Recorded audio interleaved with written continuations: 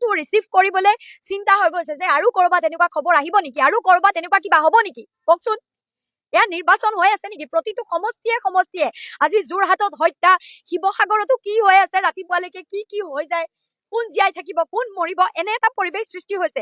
মোৰ ইয়াতো এনে এটা পৰিৱেশ সৃষ্টি হৈছে। এইবোৰ যদি মানুহে সঁচা অৰ্থত ৰাইজৰ বাবে কাম কৰে, যদি মানুহে কাম কৰে, তেতিয়াহ'লে মানুহে নিৰ্বাচনৰ আগত এনে পৰিৱেশ সৃষ্টি কৰাৰ প্ৰয়োজন থাকে নেকি? ৰাইজৰ আগত 5 বছৰ কাম কৰক, কাম কৰি নিৰ্বাচনৰ আগত ৰাইজে নিজে ভোট দিব ন। আজি শিৱসাগৰত কুশল দুৱাৰীৰ নিচিনা মানুহ, যাৰ বিষয়ে ৰাইজে জানে, যিজনৰ বিষয়ে শিৱসাগৰ ৰাইজে, হাওৰা বিধানসভা সমষ্টি এতিয়া ডিমৌ ৰাইজেতো বহু দিনৰ পৰা জানে, তেনে মানুহক বিজেপি দলে টিকেট দিছে। টিকেট দিয়াৰ পাছত কেনে সন্ত্ৰাসবাদৰ পৰিৱেশ সৃষ্টি হ'ব সেইটো কি নাজানে কোনো? কি বুলি কম এতিয়া মই? আমি প্ৰশাসনৰ পৰা প্ৰতিজন দলীয় কৰ্মী, প্ৰতিগৰাকী ৰাইজৰ নিৰাপত্তা বিচাৰিছো। আমি আজি ৰাতিৰ ভিতৰতে প্ৰশাসনৰ ওচৰত দাবী কৰিছো, এই তিনিজন মানুহ, যি তিনিজনৰ নাম ভুক্তভোগীয়ে কৈছে, যি তিনিজনৰ নাম প্ৰত্যক্ষদৰ্শীয়ে কৈছে, তেওঁলোকক এৰেষ্ট কৰিব লাগিব আৰু লগতে ৰূপজ্যোতি কুৰ্মী ডাঙৰীয়া উত্তৰ দিব লাগিব। ৰাজনীতিৰ নামত এই নৰপিশাচমুখী যাত্ৰা তেওঁলোকে কেলে কৰিছে? ৰাজনীতিৰ নামত এনেকুৱা উদ্ভণ্ডালি, এনেকুৱা মানুহ হত্যা কৰিবলগীয়া পৰিৱেশ এটা তেওঁলোকে কেলে সৃষ্টি কৰিছে? আমি মূল্যবোধৰ ৰাজনীতি কৰিবলৈ ইয়াত চেষ্টা কৰি আছিলো। কোনো দিন তেখেতক কোনো ব্যক্তিগত আক্ৰমণ, তুচ্ছ তাচ্ছিল্য কৰা নাই। কৰিছো নেকি কওক? আমি যুক্তিৰে কৈছো, কি কাম কৰিম সেয়া কৈছো, কি সমস্যা আছে সেয়া দেখুৱাইছো। তেখেতে কি কাম কৰিছিলে সেয়া ক'ব লাগিছিলে, কি কৰিলে বিগত সময়ত সেয়া ক'ব লাগিছিলে। আজিৰ দিনটোত আমাৰ কোনোবা দলীয় কৰ্মী যদি বেয়া কিবা কৰ্মত লিপ্ত হ'লহেঁতেন, তেতিয়া কিবা প্ৰশ্ন উঠালেহেঁতেন, আমি ক'বলৈ নাযাওঁ, হয়নে নহয়? আমাৰ দলীয় কৰ্মী, আমাৰ হাতত পইচাও নাই এনেকে বিলাই ফুৰিবলৈ। আমি সাধাৰণ ঘৰৰ মানুহ, আহিছো প্ৰথম নিৰ্বাচন খেলিবলৈ, নতুন মানুহ। কিন্তু এনেকুৱা এটা প্ৰত্যুত্তৰ দি নিৰ্বাচন কি জিকিব হে আপোনালোকে? এনেকে যদি জিকিব লাগে লৈ লওক ক্ষমতা। নেলাগে এনেকুৱা ক্ষমতা য'ত মানুহ হত্যা কৰি ক্ষমতা ল'ব লগা হয়। আমাক তেনেকুৱা ক্ষমতা নেলাগে, আপোনাকে দি দিছো, লৈ লওক। কিন্তু মানুহ হত্যা কৰি মানুহৰ মৃতদেহৰ ওপৰত ভৰি থৈ কোনো মানুহ জনসেৱক হ'ব নোৱাৰে। এনে মানুহৰ পাপ লাগিব জনতাৰ অন্তৰত। জনতাই যেতিয়া হাও দিব নহয়, এনেকুৱা মানুহে হাজাৰ ক্ষমতা পাওক, এদিন তিলকে সকলো ভুগিব লাগিব। এনেকুৱা ক্ষমতা বিচাৰি জ্ঞানশ্ৰী বৰা অহা নাই, ৰাইজৰ বাবে কাম কৰিবলৈ আহিছো। এনেকুৱা ক্ষমতা আপোনালোকে ল'ব নালাগে।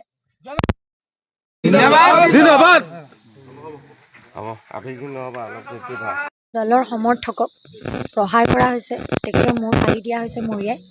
আৰু আমি জানিবলৈ পোৱা অনুসৰি তেখেতসকল মেডিকেল গৈ আছিলে। মেডিকেল গৈ থকা অৱস্থাত গাড়ী এজনে চলাই গৈছে, চলাই যোৱাজনকো মৰা হৈছে। আৰু আমাৰ দলৰ সমৰ্থক যিজন আছে, তেখেতক অতি বেয়াকৈ প্ৰহাৰ কৰা হৈছে। কোনোবা পল্লৱ বুলি মানুহ এজনৰ নাম শুনিছোঁ, পল্লৱ গগৈ, বালি মাফিয়া বুলি কোৱা শুনিছোঁ। তেখেতে পল্লৱ গগৈ তেখেতক প্ৰহাৰ কৰিছে বুলি কৈছে।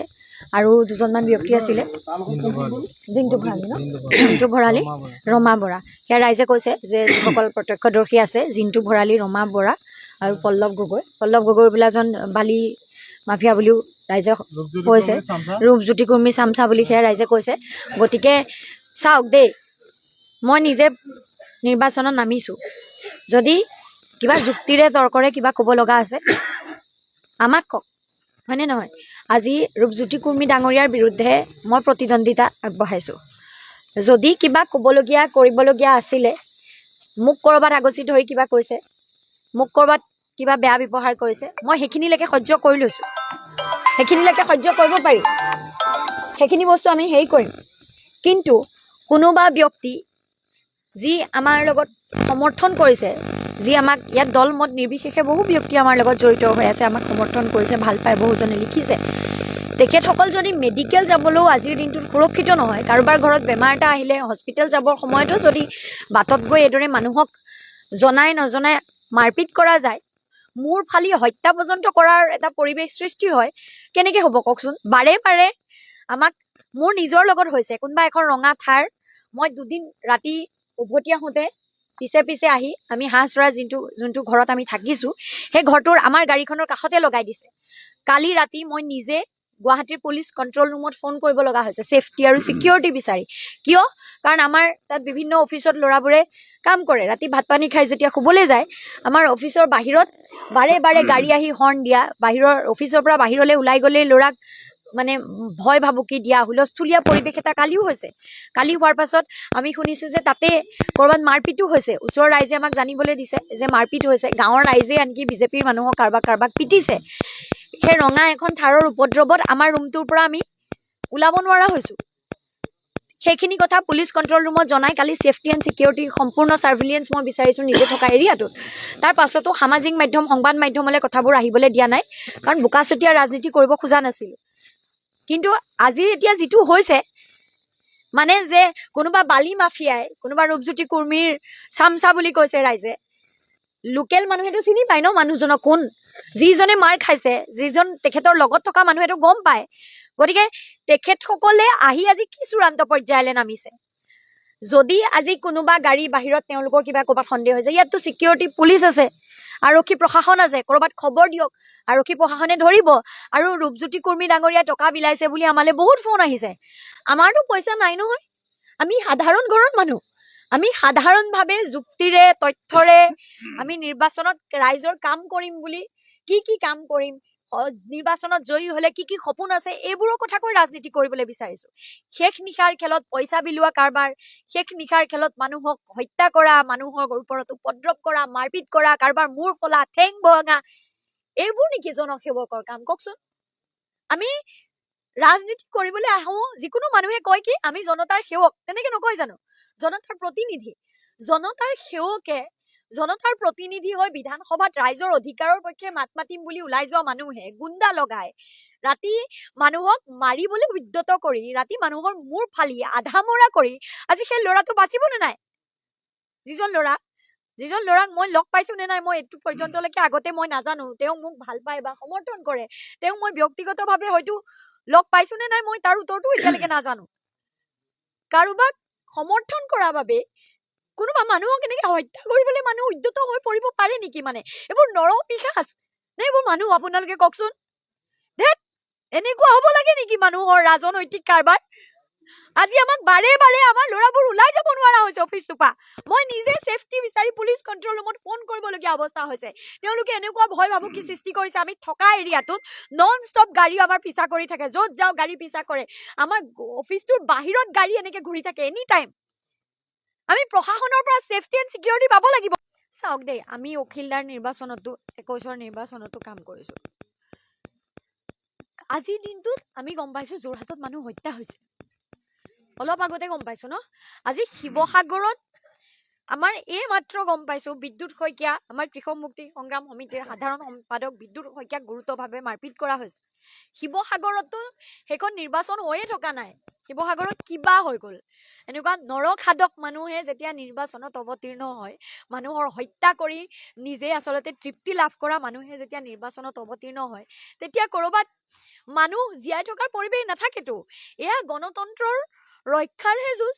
আমি গণতন্ত্ৰ ৰক্ষাৰ যুঁজৰ নামত সম্পূৰ্ণৰূপে গণতান্ত্ৰিক ব্যৱস্থাটোক যদি ধ্বংস কৰো, গণতান্ত্ৰিক প্ৰমূল্যবোধত ধ্বংস কৰি যদি আমি হত্যা কৰিব পৰা, মানুহক মাৰিব পৰা এটা পৰিৱেশলৈ লৈ যাওঁ, এয়া সন্ত্ৰাসবাদৰ পৰিৱেশ হৈছে নে গণতন্ত্ৰ ৰক্ষাৰ যুঁজ হৈছে? আপোনালোকে কওকচোন। আমি প্ৰশাসনক, প্ৰথম কথা আমি কাইলৈৰ ভিতৰত প্ৰশাসনক দাবী কৰিছো, আজি ৰাতিৰ ভিতৰতে এই যিকেইজন মানুহৰ নাম কি কৈছে, যিকেইজন মানুহৰ নাম ভুক্তভোগীয়ে কৈছে, সেই কেইজন নামকেইটা কৈ দিয়ক দাদা। পল্লৱ গগৈ, জিন্তু ভৰালী, ৰমা বৰা, যিকেইজনৰ নাম প্ৰত্যক্ষদৰ্শী ৰাইজে কৈছে, যিকেইজনৰ নাম ভুক্তভোগীয়ে কৈছে, এই ৰাতিৰ ভিতৰতে তেওঁলোকক এৰেষ্ট কৰিব লাগিব।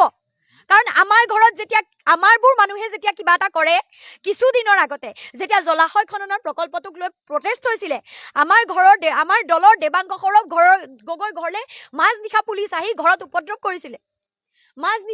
মাজনিশা গৈ মানুহজন নথকা অৱস্থাত ঘৰত ৰাইজৰ ভয় ভাবুকি দিয়া হৈছিলে, ভয় খাইছিলে মানুহে। মই নিজে নিৰ্বাচনী কেণ্ডিডেট, মোৰ হাঁহ চৰাৰ ঘৰটোৰ পৰা ইয়ালৈকে আহিবলৈ ভয় লাগিছে, কিজানি বাটতে কোনোবা আক্ৰমণ কৰে। কিন্তু আমাৰ সমৰ্থকক যদি আধা মৰা কৰে, আমিতো ওলাই আহিব লাগিব ন।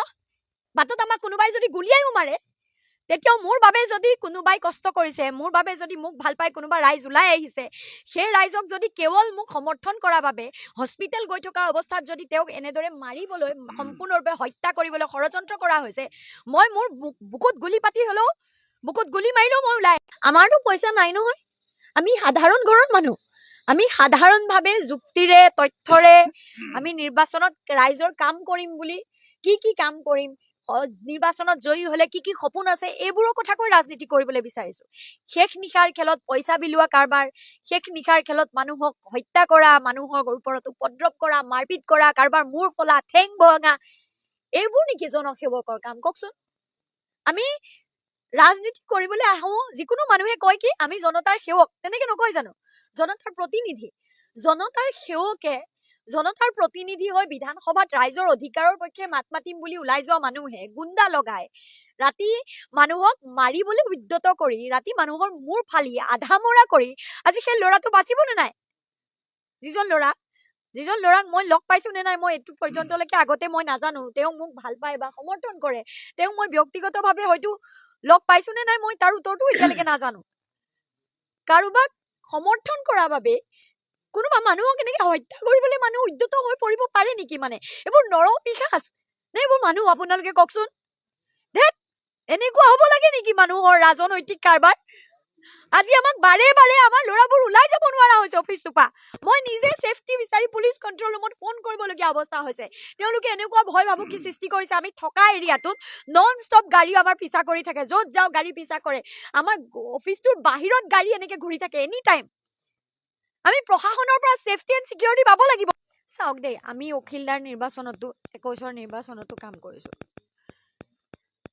আজি দিনটোত আমি গম পাইছো যোৰহাটত মানুহ হত্যা হৈছে, অলপ আগতে গম পাইছো ন। আজি শিৱসাগৰত আমাৰ এই মাত্ৰ গম পাইছো বিদ্যুৎ শইকীয়া, আমাৰ কৃষক মুক্তি সংগ্ৰাম সমিতিৰ সাধাৰণ সম্পাদক বিদ্যুৎ শইকীয়াক গুৰুত্বভাৱে মাৰপিট কৰা হৈছে। শিৱসাগৰতো সেইখন নিৰ্বাচন হৈয়ে থকা নাই, শিৱসাগৰত কিবা হৈ গ'ল। এনেকুৱা নৰখাদক মানুহে যেতিয়া নিৰ্বাচনত অৱতীৰ্ণ হয়, মানুহৰ হত্যা কৰি নিজে আচলতে তৃপ্তি লাভ কৰা মানুহে যেতিয়া নিৰ্বাচনত অৱতীৰ্ণ হয়, তেতিয়া কৰবাত মানুহ জীয়াই থকাৰ পৰিৱেশ নাথাকেতো। এয়া গণতন্ত্ৰৰ ৰক্ষাৰহে যুঁজ। আমি গণতন্ত্ৰ ৰক্ষাৰ যুঁজৰ নামত সম্পূৰ্ণৰূপে গণতান্ত্ৰিক ব্যৱস্থাটোক যদি ধ্বংস কৰো, গণতান্ত্ৰিক প্ৰমূল্যবোধত ধ্বংস কৰি যদি আমি হত্যা কৰিব পৰা, মানুহক মাৰিব পৰা এটা পৰিৱেশলৈ লৈ যাওঁ, এয়া সন্ত্ৰাসবাদৰ পৰিৱেশ হৈছে নে গণতন্ত্ৰ ৰক্ষাৰ যুঁজ হৈছে? আপোনালোকে কওকচোন। আমি প্ৰশাসনক, প্ৰথম কথা আমি কাইলৈৰ ভিতৰত প্ৰশাসনক দাবী কৰিছো, আজি ৰাতিৰ ভিতৰতে এই যিকেইজন মানুহৰ নাম কি কৈছে, যিকেইজন মানুহৰ নাম ভুক্তভোগীয়ে কৈছে, সেই কেইজন নামকেইটা কৈ দিয়ক দাদা। পল্লৱ গগৈ, জিন্তু ভৰালী, ৰমা বৰা, যিকেইজনৰ নাম প্ৰত্যক্ষদৰ্শী ৰাইজে কৈছে, যিকেইজনৰ নাম ভুক্তভোগীয়ে কৈছে, এই ৰাতিৰ ভিতৰতে তেওঁলোকক এৰেষ্ট কৰিব লাগিব। কাৰণ আমাৰ ঘৰত যেতিয়া আমাৰবোৰ মানুহে যেতিয়া কিবা এটা কৰে, কিছুদিনৰ আগতে যেতিয়া জলাশয় খননৰ প্ৰকল্পটোক লৈ প্ৰটেষ্ট হৈছিলে, আমাৰ দলৰ দেৱাংগ সৌৰভ গগৈ ঘৰলৈ মাজনিশা পুলিচ আহি ঘৰত উপদ্ৰৱ কৰিছিলে। মাজনিশা গৈ মানুহজন নথকা অৱস্থাত ঘৰত ৰাইজৰ ভয় ভাবুকি দিয়া হৈছিলে, ভয় খাইছিলে মানুহে। মই নিজে নিৰ্বাচনী কেণ্ডিডেট, মোৰ হাঁহ চৰাৰ ঘৰটোৰ পৰা ইয়ালৈকে আহিবলৈ ভয় লাগিছে, কিজানি বাটতে কোনোবাই আক্ৰমণ কৰে। কিন্তু আমাৰ সমৰ্থকক যদি আধা মৰা কৰে, আমিতো ওলাই আহিব লাগিব ন। বাটত আমাক কোনোবাই যদি গুলিয়াইও মাৰে, তেতিয়াও মোৰ বাবে যদি কোনোবাই কষ্ট কৰিছে, মোৰ বাবে যদি মোক ভাল পাই কোনোবা ৰাইজ ওলাই আহিছে, সেই ৰাইজক যদি কেৱল মোক সমৰ্থন কৰাৰ বাবে হস্পিটেল গৈ থকাৰ অৱস্থাত যদি তেওঁক এনেদৰে মাৰিবলৈ, সম্পূৰ্ণৰূপে হত্যা কৰিবলৈ ষড়যন্ত্ৰ কৰা হৈছে, মই মোৰ বুকুত গুলি পাতি হলেও, বুকুত গুলি মাৰিলেও মই ওলাই